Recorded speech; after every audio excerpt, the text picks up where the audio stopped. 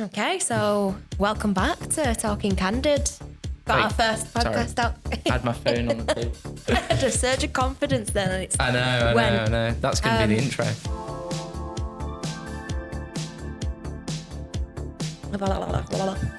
Start with some vocal exercises. I'm going to sound drony and mank, whatever we do. So It's going to be like, I think it sounds all right on mine. You sound really good on mine. I feel like when I was listening to the podcast, I was like, fucking hell, I need to get a deeper voice. Oh no, same. I was Sound like a listening girl. back. I was listening back to me and I sound meek, so I've been really trying to talk from here. Hello. Are we going to leave all this in, by the way, just because it's funny? Yeah, maybe. Outtakes. So Right. yeah, welcome back to Talking Candid. Second episode. We got our first one out of the way. How did you feel about it? I felt really good. Like, 'cause obviously I was editing the podcast. And Yeah. so it was like really good to like watch it all back and just listen back to it. It's weird because when you're talking in the moment, you don't really think too much about what you're saying. Oh, But no, it was no, good. It was good. It was good. Yeah, I loved it. And I think everyone else in the team liked it as well. Yeah, no, it was cool. I definitely feel a little bit more confident now than Yeah. I did last week. But I think it'd be good for us to tell the audience why we're doing a podcast in the first place. Okay. Who wants to go first? Because I think we've all got different reasons. Yeah, I mean, from Shall I go first? you go first. Shall I go first? Yeah, do it. The reason why I think it's good to do it is, yes, show our skills. That kind of goes without saying, but to humanise us as well. Is marketing a slightly geeky industry? I think we'd all agree it probably is a little bit. And I think it's nice to show that we're not geeks. We do care. We've Yeah. got a lot of I'm a geek. humility, Yeah, we're a bit of a and geek. we're actually very good at our jobs. Yeah. And Yeah. I think it's like because a lot of face-to-face meetings no longer happen. Yeah, I think it's nice to let people in, and that's why I think we should do it and continue to do it. yeah. Yeah. And it's Yeah. fun, isn't it? I mean, It's I think the three of us, we have such a good chemistry. It'd be rude not to record it, really, wouldn't it? I mean, we have a leadership meeting every Thursday, and it gets a little bit off-piste sometimes. And we've always said, how good would it be if we'd have recorded that conversation? Because we get very deep into it, and I think now we are. So Yeah. I think it's good, cathartic. Yeah. I wanted to do one for such a long time because we talked about it, didn't we? So much. Like, because we'd come back from like being out of the office for so long and working remote, and we was like, oh, we really want to do a podcast or like do vlogs or do video because there was other people doing it and we really enjoyed that content anyway. So it was like, let's do it ourselves. And it for whatever reason at the time, it just didn't lift off the ground. And I think like obviously you put a message in the chat, didn't you? And you was like, why don't we just do the podcast? Yeah, I mean, I think the reason why I thought it'd be a good idea is probably somebody like Gary Vaynerchuk, literally records his entire life. Yeah. And he just chops that up, and it just seemed a really quick and easy way to get a lot of content that's actually valuable. Yeah. I agree. Because we spoke about this as well, like I think a couple of weeks ago, and we was like, in our industry, like competing against other SEO agencies for rankings or even doing paid media, like we've seen how expensive that can get, like all of us have. Yeah. And it's like, there are other things we can be doing, like more content, more video, more podcasts that is probably going to get us far further than, paid or trying to compete in the search landscape would, I would say. Yeah, no, I agree. I think, we've been trying to rank competitively for SEO agency terms. And as soon as we got the first position ranking, all we've got is link building emails. It was a load of crap. Yeah, it was almost it was really disappointing. Yeah, we had like this high expectation, and then we got the ranking for SEO Manchester, and it was like nothing happened. It was like we was waiting for something to happen. I think a lot of the people we want to work with, they're not necessarily Googling. They're going to have recommendations. Yes. They're looking at what you do. Yeah. They're not necessarily going to go on Google and just have a quick search and go, well, let's approach them. Yeah. It just doesn't quite happen like that anymore. No, it doesn't.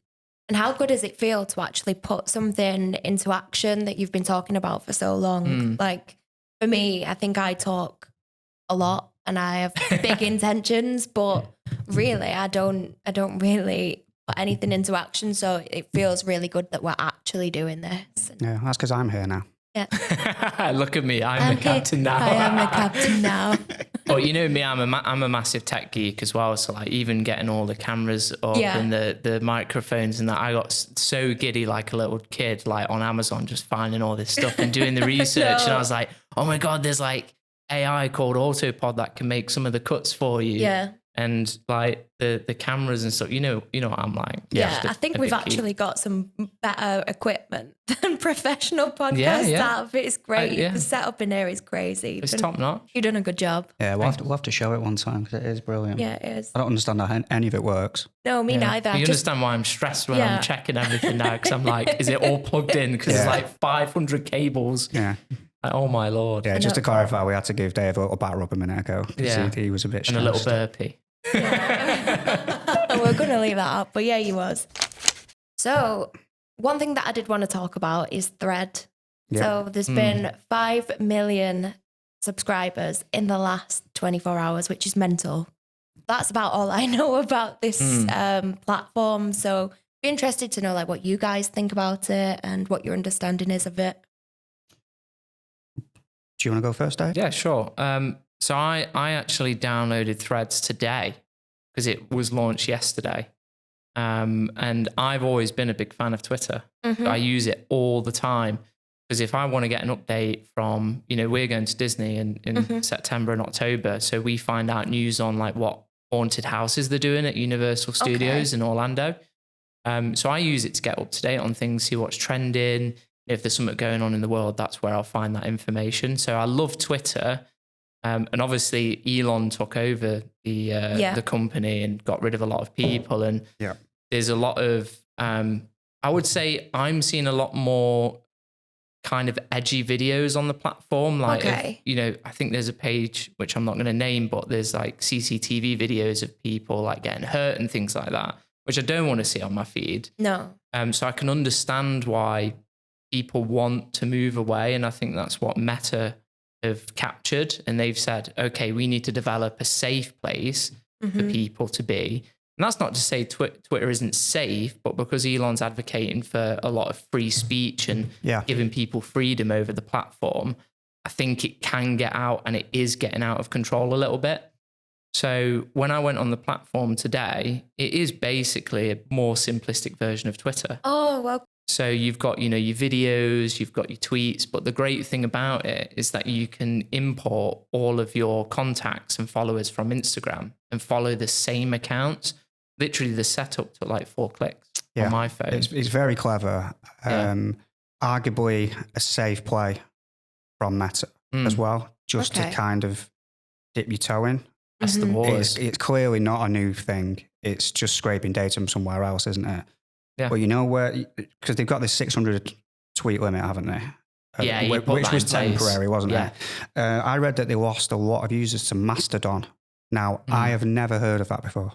I've not. No. Have you heard of Mastodon? No, I've never heard of it. I mean, I heard about Threads today. Yeah, I've never heard of it. I don't have a clue what it is. The thing with Threads, it looks very sleek, doesn't it? It does, yeah. It's clean. Yeah. So describe it to me. You've signed up. What do you see? You get asked to. Well, I was asked to pick which Instagram account I wanted to link. Yeah. And clicked yes and follow all. It was a simple. It took 4 clicks. Yeah. Probably. And at the bottom, they've got like homepage. They've got a search button, which is only exclusive to searching for users, not specific content or hashtags. Okay. And then they've got a few other sections in there like settings and that. So it's very, very simple. Yeah. You can jump into other people's conversations. Yes. Oh, that's cool. Yeah. But like Dave said, I get all my news from Twitter. I love it. I'm not a big tweeter, but it's probably my favorite platform. I don't tweet. Yeah. It's probably my favorite platform if I had to pick. Yeah. It's going to take a lot for me to move away. I think I'll just run both. I think what Mark Zuckerberg is doing, he's testing the waters to see how many users he can get on board. Yeah. And then he's going to probably expand functionality to pretty much replicate what Twitter does. Because if they can get as many users away from Twitter to Threads as possible, it might even put Twitter's financials in jeopardy, I would say. Right, okay. Yeah, well, he's not monetizing it until he gets 1 billion users. Exactly. Which is double what Twitter's got, I believe. They've got 400 million on Twitter. Yeah. Oh, so there'll be no advertising then on the platform. It'll just be somewhere that people can interact. That's interesting. There's income in Instagram, isn't there? So he probably doesn't really need it. Yeah. You know, in terms of making that actually operate. I think that's quite refreshing, though, even from that's a marketer's perspective. I mean, you go into Instagram and it's just in your face and kind of subtle marketing just blended into one, isn't there? You'll have a paid advertisement. Yeah. Then you'll have an influencer that's trying to like flog some teeth whitening crap, and then and it just becomes like really boring. So it's nice to have somewhere where you can go and you can kind of step away from that kind of consumerism, really. Yeah, I'd struggle to see how you'd monetize Thread at the moment. Yeah. Yeah, I think it would be similar to Twitter's model where they just have advertiser images and text-based creative throughout the feed. But they might think of something even more creative. They might introduce reels on there. Okay. You know, like they did with Instagram. So you've got like images and videos on Threads, or if you click on it and scroll, they might put the functionality so you can use it like reels on Instagram. And that's where their advertiser income will come from. Yeah. I mean, it launched yesterday, didn't it? So it's in the very early stages. So there's a lot that can be done, I guess. We'll just have to wait and see. What do you think that this means for marketing then? I think it's one of those things where you've got to have a step of caution before you dive in and commit to it 100%, because there's been other platforms like Be Real and what's the other app called we were talking about? It's like a platform where you talk to each other. Clubhouse. Yeah. So there was Be Real and Clubhouse, which was supposed to be the next big thing. Okay. They never ended up being the case. So I think what's good about this is that you can jump on board, you can experiment, you can try new things. And I think that's always a great thing because it gives new companies and new profiles to get more exposure a lot easier than it would be on an existing platform that have famous people on it. Yeah, and I think it's pretty powerful. I'm sure I read that Mr. B's got 5 million followers already. He's already breaking records. Wow. Yeah, Jim is great. He's just an absolute OG. He's so nice. OG. He's the best ever, isn't he? I think. I think he's one of the very few creators on this planet that actually do things for good and not just for money and greed. Yeah. So that's it. I feel like Instagram is so shallow. Like, I like it to engage with my friends and I like looking at memes and I think that's funny, you know, like funny little reels, but I think the core of it is just so shallow and that bores me. Yeah. I look at food recipes on Instagram. Oh, yeah, there's some really good, recipes. Great ones. Yeah? Yeah. I deleted my Facebook about 18 months ago. Oh, okay. I don't really use it anymore. Yeah. How will anyone know your relationship status? That's mainly what Facebook is used for. It is. And one thing, I mean, social media, it's what you use it for, isn't it? And I know that might sound a bit daft, but if I was looking down my Facebook feed, and all I was seeing was negativity. There's a lot of hate on Facebook, isn't there? Now, I could have just unfriended all those people. Yeah. Let's be honest, I could. But it was so oppressive that I just thought, I just need to get off the platform. Yeah. That's where I got with it in the end. Yeah. Instagram, I search for food, so now I pretty much only see food. Yeah, that's good. The algorithm. Yeah. I feel like it's very sensitive though. If you watch one video, they're like, that's all you want to see. Oh, I completely messed up I've messed up my Pinterest. Yeah. My algorithm is That's my favourite. I was looking at tattoos and now every time I go on it, it's just tattoos. Yeah, it does work that way, doesn't it? Yeah. Crazy. I've been searching for cars just to try and break it, but I can't do it. It just keeps bringing up tattoos. Yeah. Very single-minded, isn't it? It's like, oh, you must love just this. Yeah. It is funny because me and Alicia was comparing like what our reels were like on Instagram because she gets all the comedy dead funny ones. And mine's just full of like watch videos and reactions and stuff. She was going through mine. She was like, this is so old manny and boring. Yeah. And I was like, Well, yours is funny. I wish mine were could like have been that. worse. Yeah, it could be worse. Yeah. I know what you're thinking. What are you thinking for the listener? The thirst trap accounts on Instagram. That's what he's thinking about. They just maybe one or two things that, stay between me and Mr. Phone. Yeah. Yeah. Exactly. Yeah. You've got to have your privacy. But I think in summary, my opinion on Threads, I really like it. I think it's a good platform. But at this point, I think it's too early to predict whether it's going to be a success or not. Yeah. I think there's far too many influencers on LinkedIn and the celebrities going, this is going to be the next big thing and this is going to be this. You can't predict it. You just can't. No, when you look at the big followings on Twitter, they have put years and years and years into that. Elon's a smart man. He knows what he's doing. Are they really going to walk away from it? I mean, I know you can run them side by side, but if you're already managing 4 or 5 social channels, can you really add another one? Do you have the time? I guess it's the brand equity, isn't it? Twitter's like a household name. Everyone's used it at some point. And people don't like change. Yeah. There's no word limit, it appears, on. Oh, really? Yeah. So what would that mean on the feed? Would that mean if, you're writing an article, it would just show on your feed, or how would that work? I think the feed limits work by if you're on your Twitter feed and you've viewed a certain amount of tweets, it will stop giving you them and it'll be like you've reached your limit. So you have to go off the app. Oh, is that what it is? Yeah, I thought that before. That's what it is. It wasn't scrolling for me. I didn't understand why. That's it. Yeah, you've reached your limit of viewing tweets. Every tweet you view counts as 1 point. Oh, I see. Sorry, I got my wires crossed then. I thought you were talking about character count. No, you get like, was it 120 characters for a tweet or something? They expanded it recently. Yeah, I think is it 200 and something? Something like 240. We should probably know the answer to that. I know, yeah. Well, I don't have Twitter anymore. Like I deleted Twitter quite a while ago because I feel like that's where a lot of my time was going. I had like a social cleanse and I started engaging with the world and got Instagram again now. So I'm back on my phone. But it's too. Yeah, it is brilliant. Instagram. Yeah. Social media works. The people that invented it are very, very clever. Yeah. I'm all for it. Yeah, definitely. But so in summary for me, it looks good, but we don't know yet. I'm a bit of a Twitter fanboy, so let's see.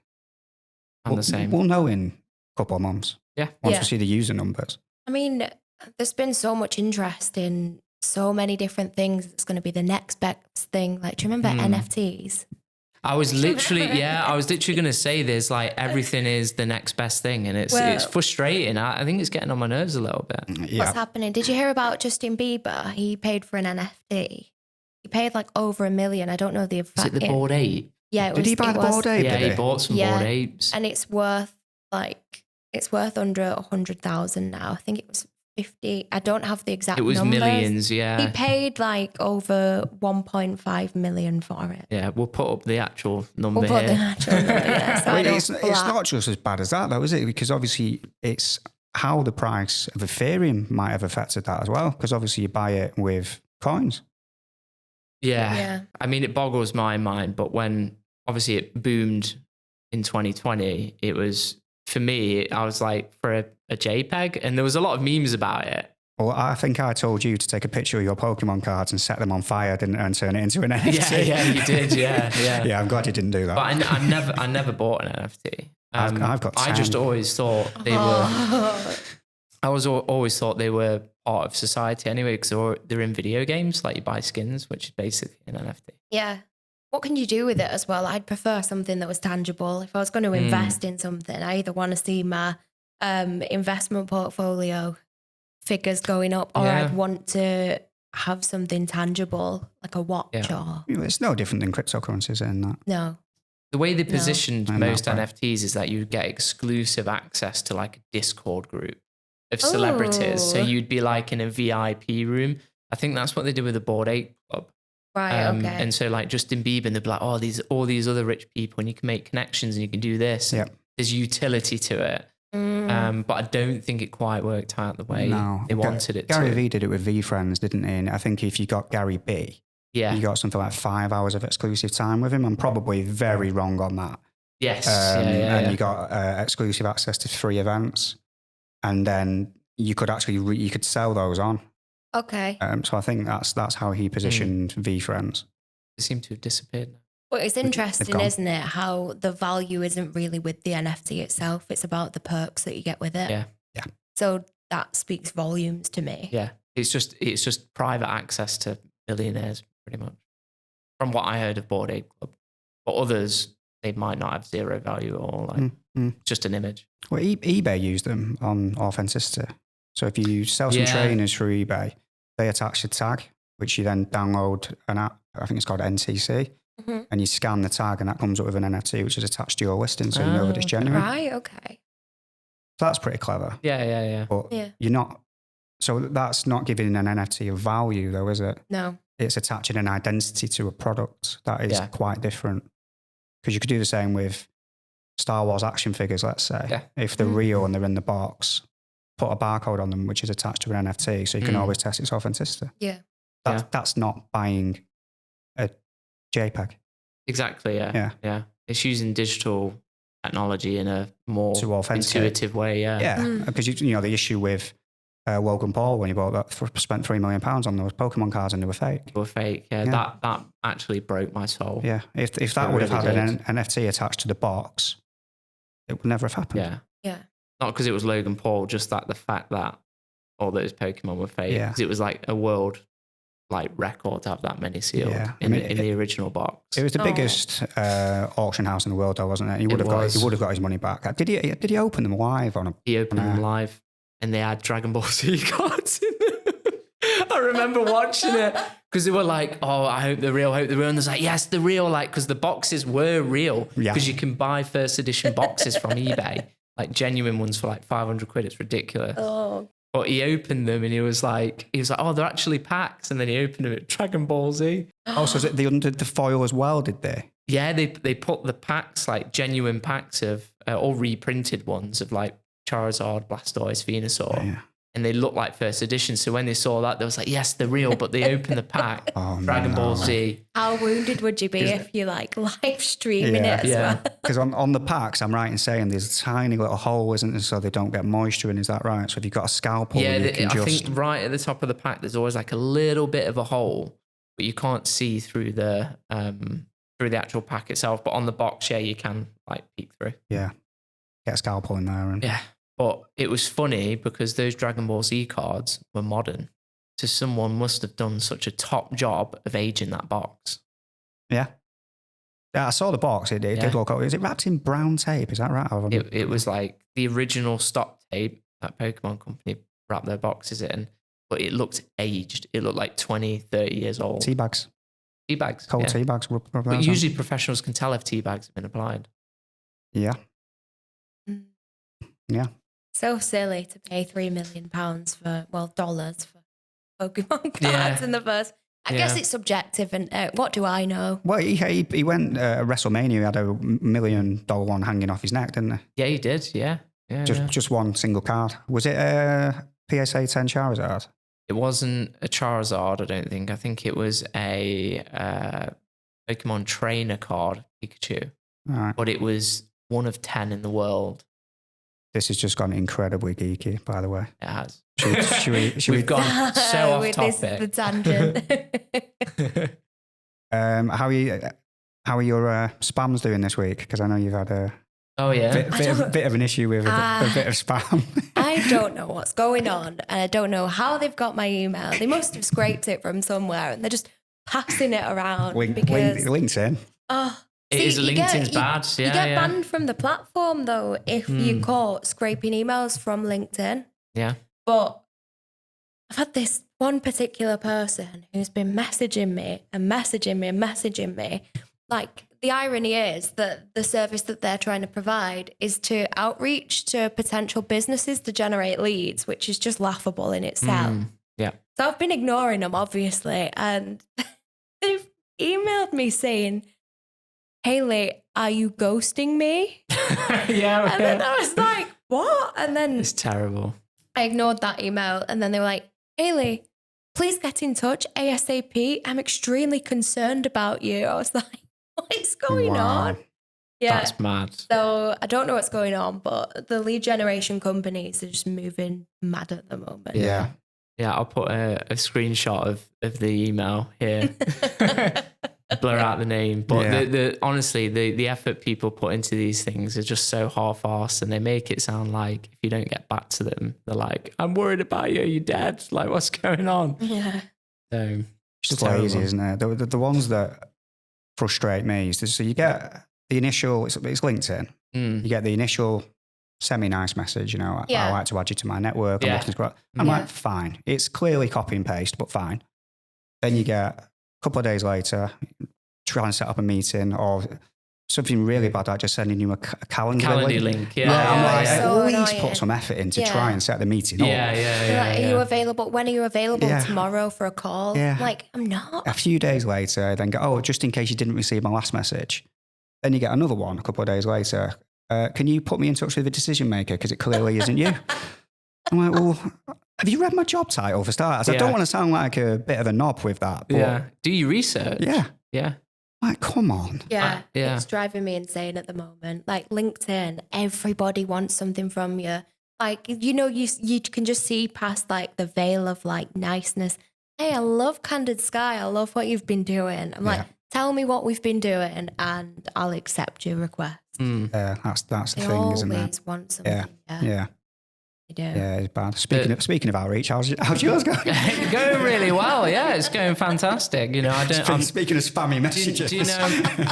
Do you know when I'm doing outreach, it's always in a more authentic way. I know. Yeah. Because you've all seen me on a sales call before. I'm just myself. I'm not like this sales guy who's like, buy this, buy that. Snake oil salesman. Yeah, basically. exactly. Yeah, it's just asking. It's just questions. All it is. Like I think we said on episode 1, didn't we? You've got to find someone's pain point. That's it. That's the biggest thing you've got to do. You've got to find out what problems they have and if and how you can potentially solve them. Yeah, and if is a good question as well.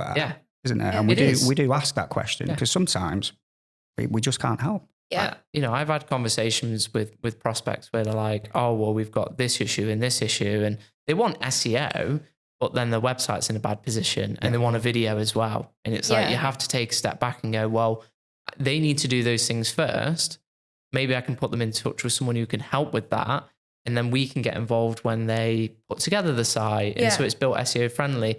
So you're not going to get the deal right now. It might be like 6-7 months later down the line, but you've got to do it because it's morally right. Yeah, absolutely. And I mean, it's our reputations that are on the line equally as it is people's, wallet, like businesses' wallets. Exactly. Like, we wouldn't recommend something if it wasn't right. I mean, I've flat out said there's no point in them doing SEO because it's a very niche product and nobody's searching for it. Yeah. There's been those instances before, whereas some agencies would have maybe, led them down the garden path and just taken the money and just continue to do work when they know that there's no real value that they're going to add. There's zero opportunity. There's no opportunity. And I think that's important to why it's important to know if. Ranks first, but there's just no search volume. What's the point? There's no point. It's a vanity metric, isn't it? Yeah, I'm glad that the outreach is going well. We've had some quite good news, haven't we, off the back of it? We have, yeah. We've onboarded some new clients from the outreach. Yeah, do you want to say what industries they work in? I don't think we can divulge names. It's hard as well because if I say the industry, it's so obvious. I would just say, dear listener, have a look out on our socials because we do announce new clients there. Yeah. So if you want to know from this episode, wink, wink, that's a secret. Wink, wink. But yeah, it's been very, very good because things have been picking up massively for us now. And we're bringing on like more clients who want to work on SEO and who want to work with us.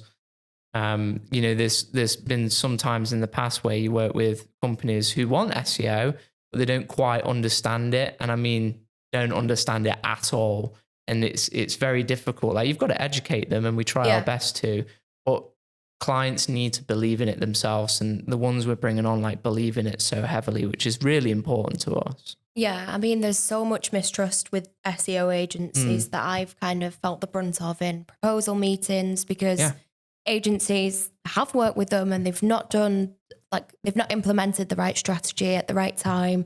they've not focused on the right areas, and as a result, they've not gained anything. They've not gained any traffic, clicks, conversions, and that's led, rightly so, the businesses to mistrust SEO agencies. But where we differ there is that we take the time to really understand the business. We take the time to understand where the pain points are and educate everyone along the way. Yeah, I think the key with those as well is if someone is taking the time to have a call with you on SEO, they are probably interested. Yeah. Yes. All you've got to do is persuade them, you know, that they're almost halfway through the door. Just got to give them that little push, but you know, the right kind of push. Because if I wasn't interested in buying something, I wouldn't waste mine or your time. No. It's as simple as that. And that's why these like outreach emails, well, not yours. Yeah. Not but mine. like the cold emails that we get on LinkedIn or, you know, the lead generation companies, it doesn't work because there's not a need there. Yep. People are just trying to make us spend when there's not a need. You're reaching out to people at their point of need, which is where the difference lies. But yeah, I think it's about, we've always sold ourselves as a data-driven agency. That will never change because that's how we succeed. Everything needs to come from data, from research. Otherwise, what is the point? We're just kind of hoping for the best. Yeah. You know what was really interesting, and I get really upset by it, like, because I'm very passionate about it. But I was talking to a prospect today, and she was telling me like who she's worked with, like because they'd had someone SEO in-house before and it didn't quite work out. Yeah. And they've been through 3 different agencies. And she said, my trust of it is completely gone out the window. Yeah. And it really upset. In how long? Just out of interest. Since 2020. So 3 years. So they're giving them a year. Yeah. And the same with web and design companies. My first instinct is that, oh, maybe they just don't have the budget and they're hiring really cheap people. Not even the case. So I was talking to her and she was saying, I was working with this like SEO agency and there was working on the site. We got updates every quarter. So they don't even get monthly updates. Monthly reports are so important. Yeah. They didn't do any type of link building. But she said when she asked for link building, it was the spammy, cheap, you know, crappy ones you get from Fiverr, which have actually damaged the site because she's quite savvy and she looked at Ahrefs. And the data, like her domain's like gone all the way down and the traffic's gone and her rankings are gone. Someone's completely messed up her campaign and she was paying them like $1,500 a month. Yeah. And that's a low budget for SEO, but it's not too far off from where you need to be to focus on the right areas to get results. 18 grand a year is a lot of money to some people. Exactly. Yeah. You know, they're not a giant company. It's a lot of money to clarify. They're not a giant company, but I would say if you're offering a package for 1,500 quid and you think you can't make it work with the budget that you've got and resource you've got, don't sell it to them. Yeah, don't work with them. And so it was breaking my heart because this woman, she was so like fed up. And she was like, I just really want to work with someone I can trust. So I was helping to build those blocks on the call and I was like, look, you know, we've been in business for a very long time. You know, we've got a team that will be working with you. I'll introduce you to Hayley and Jake on email and you'll see them on the call next week as well. And she just like felt almost like a weight lifted off her shoulder, like, oh, thank you so much. Like, that's all I wanted is just some honest transparency and to understand where things have gone wrong with my other agencies. Yeah, I could hear you on the call while I was getting my massage. Yeah. We had a corporate massage today. Yeah, to clarify, it was everyone got a massage, it not wasn't just just me. Aaron. It That's wasn't why just we're all relaxed and happy. Yeah. All fluid. I feel nice. It just breaks my heart that there are companies out there that will just half-arse things. Yeah. Yeah. It is upsetting because it damages the reputation of the industry, doesn't it? Yeah, it does. And we're not all bad. No. So speaking of a massage. Where's this going? Are you going to massage my ego? No, so I don't think you need that. I don't need it, no. Obviously, massage helps deal with stress and stress relief. Yeah. But aside from the massage, how do both of you deal with stress, particularly work-related, but also, I guess, private as well, because they do spill over? You go first. Oh. I've talked enough. So, honest answer, sometimes I don't deal with it in the best way. You know, I have a lot of good advice for people, but it doesn't mean that I practice what I preach. Yeah. So if I was talking to my team, I'd say, take some time away from the screen, go for a walk, let's talk it out. I'd have a look at how I can remove some of the stress, say whether that's, removing some of the work and doing that myself or distributing it against the team. But myself, sometimes I will just get myself quite tightly wound to the point where I hold everything in. And I'd say that managing stress in the workplace is a little bit of a journey for me. I think how I would go about it is I'd go for a walk, I'd get out of the office, I'd get out of my head, because ultimately you find that a lot of stress is just created within your mind, and you create hypothetical situations and conversations that don't actually ever come into fruition. Yep. And you spend so much time concerned and stressed about things that may never be. So I'm trying to be more mindful and focus on the present and what I can do right there and then when I am feeling stressed. So it's a work in progress. Yeah. No, it is. But I think any advice that I would give is just to kind of remove yourself from a situation so that you can focus on reality rather than hypothetical situations that you're creating. Yeah. And talk to somebody as well. I mean, I talk to David probably more than he wants about being No comment. But yeah, I think it's important to, a problem shared is a problem halved.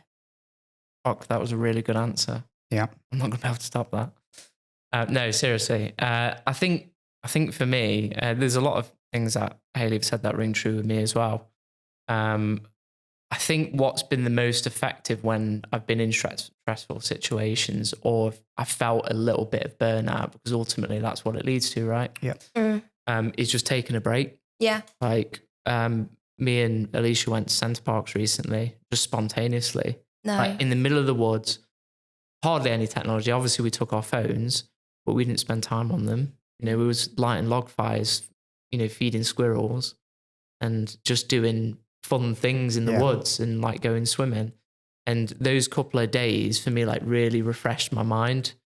Alongside doing other things like getting away from your screen regularly, if obviously you can't go, not everyone can go on a retreat at the weekend just spontaneously. But for me, it's talking to people. Yeah. It's being honest about your issues and your stresses, because you'll be surprised at how many people can actually help you in that moment. Yeah. Absolutely. I've come to both of you before where I'm like, I'm really, really stressed out. And you'll be like, can I take a meeting off you? Can I take some work off you? And it's just like, wow, people do actually really care. Yeah. Do you find a lot of the times where you don't actually need that to happen? So you can actually do that meeting. You just needed to I just needed a vent. Yeah. Yeah. That's literally what it is most of the time. Yeah. If it's where I've overbooked myself and I've got loads of things plus a load of meetings, then handing things off is going to help. Yeah, I agree. I think it's when someone takes a meeting off you, it feels like the weight of the world has been taken off your shoulders. It can help, It can really help. You probably wouldn't want me to take an SEO pitch meeting off you. I think that would actually add to your stress. Yeah, it would add to our stress. The control freak in me just went, yeah. And I was like, no. I think I used to deal with stress in a very weird way. So if I'd had a stressful morning, everyone knew at a practice I used to work at, if I went back after lunch with some shopping, as in clothes or something like that, they knew I was stressed. Right. Because you were buying things to deal with it. To make me feel better. So, is it worth the stress? And I used to kid myself into thinking if I can buy something, like from Selfridges, let's say some new aftershave or some sunglasses, I'd be like, oh yeah, it's worth it. Because if I wasn't stressed and I wasn't this busy, I wouldn't be able to afford that. So no one would speak to me in the afternoon if I went back with shopping. I also found I used to lean on bad food quite a lot. So I'd go and get a Mackey's for lunch if I was stressed. Yeah. Where now I've completely, I've cut most caffeine out of my life. I mean, even 6 months ago I was having brews all day, and now I have one a day. I drink water. We obviously got rid of all the fizzy drinks from the office. Yeah. And I think I go out for a walk every time I'm in. So that's how I deal with it now. But in the past, I would have just sat at my desk, stressed, probably grabbed some crisps, had a coffee and just done everything wrong. So I wasn't even giving my body a chance. And then that would affect my sleep, which then means tomorrow all you're doing is, it's just Groundhog Day. You wake up and you're already stressed. I used to have a Fitbit. I'd look at my resting heart rate and it was like 95. And I'm sat down. Why is my heart rate so high? It's not okay. Yeah. So I think you've got to give yourself the correct tools as well. And that is things like fresh air. Yeah. Going, I think you both swim, don't you? I mean, I'm not a keen swimmer. But, I like to work out, just things like that. And I believe that helps. That would be my advice to anyone that was suffering. You've got to give yourself a chance first. Yeah. And if that doesn't work, maybe then there does need to be other remedies. But if you're not giving yourself a chance, are you feeding yourself properly, etc., you're not really giving yourself your body a chance to actually rest, I feel. Yeah. I think one thing that I really found useful is when we had Hannah, the business coach, in. Yeah. I talked a lot about stress and how I wasn't handling stress very well, and how what I do is I create scenarios in my head. If I think something isn't going to go right, I've already had a conversation in my mind with the person that is annoyed about it. And then I start to dissect that, and you end up getting your mind in a tangle when in reality you have a conversation and you prove yourself wrong every time. You're like, oh, it was actually really great, really positive interaction. But what I did was, Hannah set me some CBT, so cognitive behavioral therapy, where I'd have to write down the incident, what activated my emotion or my thoughts about it. And then I'd have to reflect on it once I'd had time to kind of think, right, is this reality or is it something that I've made up in my mind? And 100% of the time, it wasn't reality. So I think that massively helped me. And, it's something that I've spoken about with the team when they're stressed. Even journaling, getting down your thoughts, and it helps you to kind of compartmentalize, because what your mind does is it just absolutely jumbles up everything, particularly when you're stressed, so that you can't have like a cohesive thought. So actually putting pen to paper and then reflecting on everything you're feeling and giving yourself time and space to really think about it, that really helped me. Yeah. Do you journal then? Yeah. Yeah, journal. Yeah, I journal. Probably make 5 days a week. I don't stick to it religiously, but I do journal. Yeah. So it surprised me how helpful it's been, really. Yeah. I read the Daily Stoic as well. I don't know if you've ever read that. No. It's nice to read in the morning. It gives a reading from Marcus Aurelius, which you would never understand in a million years. Yeah. And then Ryan Holiday basically turns it into something that we can understand. Yeah. And it's really good. And a lot of it is about stress, understanding the value of material versus non-material things, which ones are actually more important. It's good. It really helps. It's worth a read. Yeah, cutting out caffeine for me has been like a game changer. And like I used to have like 4, 5, 6 coffees a day. And I've cut that down to like 1 a day now. Yeah. So usually it'll be in the morning, if not early afternoon. And that'll be it. Like anything else containing caffeine, including Coca-Cola and Pepsi and things like that, I'll try and limit at all costs. Because what I've noticed is that if I have 1 coffee in the morning, I feel good, feel stimulated. But then if I have another, it's like emotions all over the place, anxiety through the roof. I can't breathe properly because my blood pressure's up, and it just sends me into overdrive. Yeah. I think as well as caffeine, alcohol is never the answer either. I think that's just a stimulant, isn't it? And it heightens any emotion that you're feeling. And I've made my fair share of mistakes under the influence. And I can just say it's never the answer. Care to share? Nope. No human being in history has become a better person after a beer. No. You never, after it, you never go, I'm really glad I did that. I'm really glad I necked that. I'm really glad I spent 150 quid last night. Yeah. Lost my phone. Yeah. I'm so happy I can taste Jaeger bomb on my breath. That's when you know it's game over. It's when I get the Jaeger bombs out. It's game over after that. It is. Just really is. I refuse them. They give me heartburn. Yeah. this is a little bit off topic, but I went out with, speaking of heartburn, I went out with some friends over the bank holiday. And we were in bars and we were getting our bags searched and we had a bottle of Gaviscon. Right.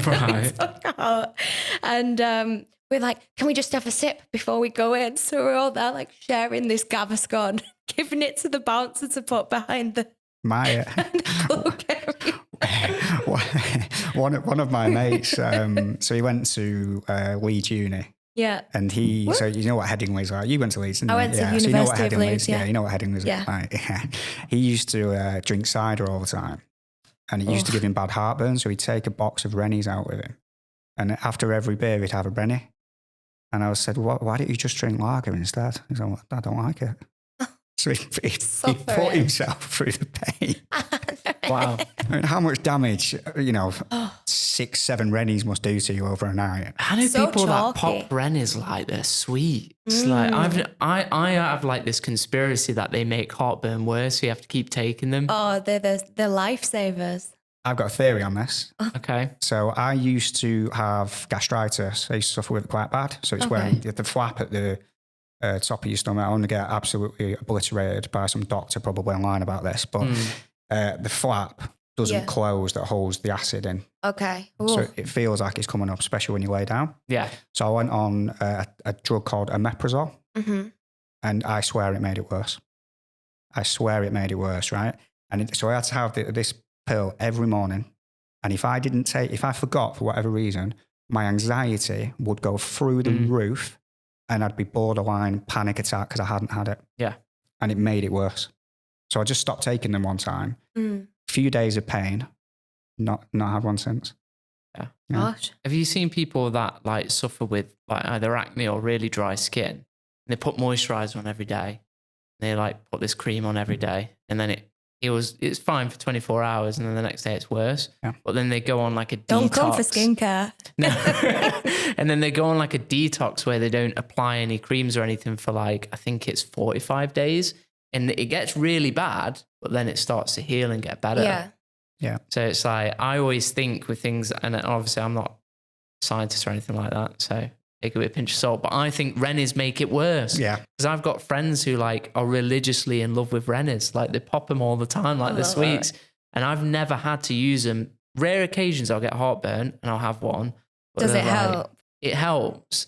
But this is like every... But it's like taking 2 paracetamol for a headache and you don't take them constantly.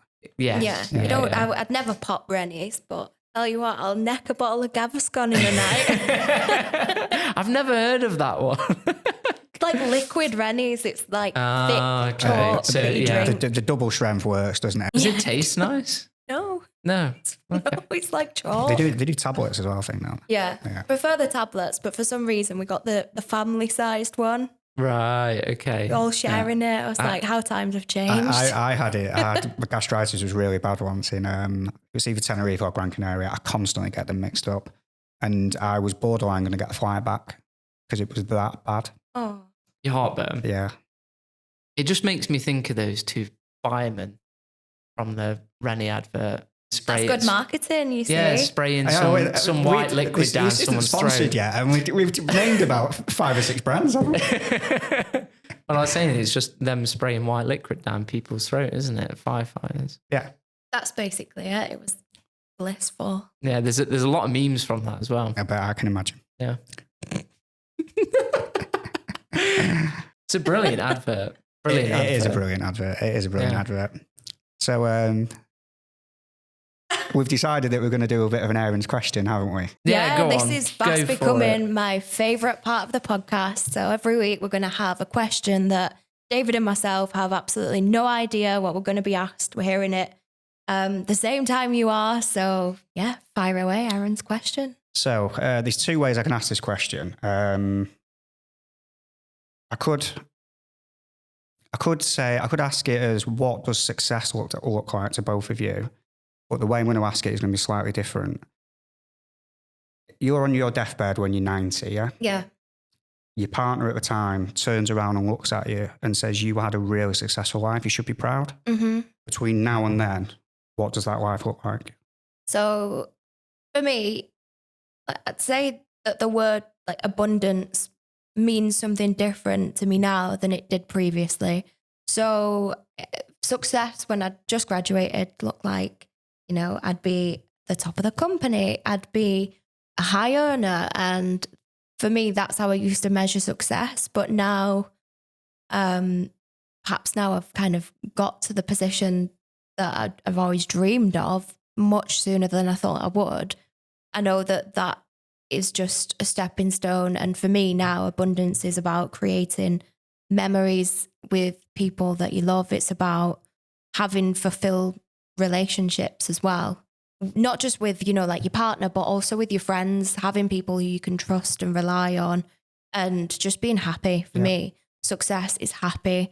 I don't think it's about having a big house or a fast car or, you know, doing all of these things. I'd like them, you know, that'd be a bonus. I'm not saying that that's something that I don't want, but I'm not saying that when I look back on my deathbed that that's going to be what I appreciate most. It's going to be memories. I think nobody dying wishes they would have earned more money, do they? No. And it's a really interesting one for me because I think I went through a similar thing that you did, where I went through a journey where I thought, this is what I always wanted. You were kind of disappointed at the end of it. Yeah. And for me, like when I started my apprenticeship, I always wanted to be big time director, MD, whatever you call it. Yeah, but that, just to clarify, that is your nickname.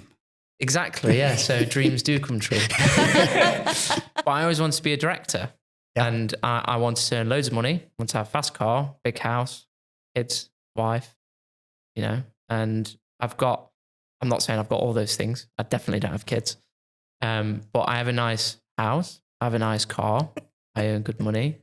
My title's my title, but I have a lot of responsibility, and I feel like I'm doing really well. And you're engaged. And I'm engaged, yeah. And so I kind of feel like I've almost got to the point where 7 years ago, what I thought success was, I've almost done, and I've completed it. And I've always been searching like what comes next. Yeah. Now what? Is this it? Is this all we got? I think. And for me, it all comes down to experiences now, not materialism. I agree. I completely agree. I think, you know, people can get, and it's sad, you see people getting lost along the way of, you know, success is, you know, how many Instagram followers you have, how many designer bags you have, and all of that. And it's quite shallow, and it's sad that you can get hung up on it. I mean, I certainly have. I used to work at a jeweler's, and I was like a magpie. Everything shiny I wanted. I was like, wow, when I grow up, I want to have a diamond watch. But now, now I know that's not what life's about. It's about having human experiences, isn't it? It is. There's nothing wrong with owning a diamond watch. No. But what you need, you can't try and seek happiness from it. No, it's not going to make exactly. happy. Exactly. It still tells the same time as your phone or an Apple Watch. If you drive a Ferrari or I don't know, a Fiesta, just to pull out. I'm not saying Fiesta's bad. It was the first car that came to my mind for any Fiesta drivers. Is it the most common vehicle? You're still sat in the same traffic. Exactly. Yeah. For me, Jeff Bezos, he can but once you've had a tomahawk steak, where are you going from there? Yeah. You know, and it's as simple as that, isn't it? I used to really want money, and I think that's because I grew up with none. Yeah. And money was always, when I was growing up, I always thought money was a barrier to my happiness because I couldn't get the Christmas presents that my mates got. I was exactly the same. I couldn't go on holiday all the time like my mates did. Yeah. We lived in a not very nice area. So I was always like, well, that stopped me from being happy. And I saw it make my mum unhappy, that she couldn't provide me with these things. So I thought, that is never happening to me. I'm never going to be like that. But what it meant was actually through my 20s, it cost me time with my eldest daughter. It's cost me relationships, being like that. And then, you know, this year, certainly I've had pretty big health concerns. So the wake-up call it's given me is working 60, 70 hours a week all through my 20s, eating takeaways all the time because I literally didn't have time to cook, and being that way, and the stress and the feelings in my stomach that I was ignoring, it's just not worth it. Yeah. You know, there's a quote in Iron Man. Sorry, I keep cutting across. No, it's fine. There's a quote in Iron Man, isn't there? It's in the Avengers. It's no amount of money ever bought a second of time. Yeah, No. very true. And No, that's in the Avengers. That I love that. Yeah, I do love the Avengers. And there's another one that I like as well. The greater good rarely outweighed my own self-interest. Yeah, that's a. Now you're getting wise. That's a perler, that one. Yeah, yeah. But I think just to finish my answer on that point was that for me, like if I was 90 years old on my deathbed, like I want to make sure that I have experienced many different things, like lived places that I wanted to live, gone to places that I wanted to go to, spending time with family and friends, building like really strong relationships. Yeah. And ultimately that's what happiness for me would look like. Yeah. You know, I've bought shiny things, I've got shiny things, and it's great for about 10 minutes. And then you think, it's got a scratch on it now. Yeah. It's just something else to clean. Yeah. Yeah. Yeah, it's another pile of clothes that I'm going to put on my floor. Yeah. For me, it's having family. If I am, I know it's a bit grim, but you know, we are all dying. It's having family around me. I would rather have my family around me in Stepping Hill Hospital than be in the Regency Spire on my own. Yes. Yeah. Yeah. And I think that's the definition of happiness to me. Yeah. Looking back and being proud of what you've done. Yeah. Love how all our podcasts end in death. Yeah. It might become a recurring theme. It might. They were both good answers. Thank you. The answer that I was kind of hoping for. So that's good. Should we wrap it up? Yeah. Wrap it up. I think we're actually on time, aren't we? Stay tuned for episode 3. I probably won't keep that in.